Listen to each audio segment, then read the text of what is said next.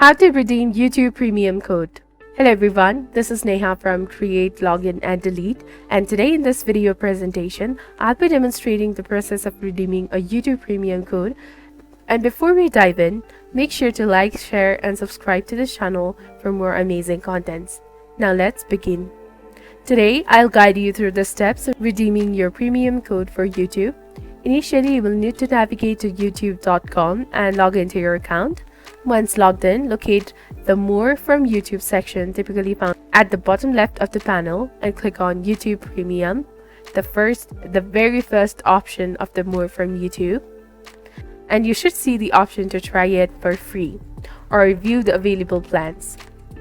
Previously, there was an option to redeem any code you had, but this feature may not be accessible to all the users. In case, you can modify the URL by replacing Premium with Redeem and hit Enter.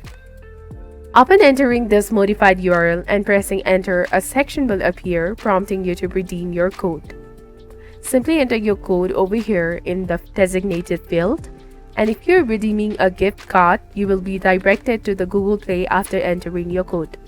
Proceed by clicking Next and follow the subsequent steps.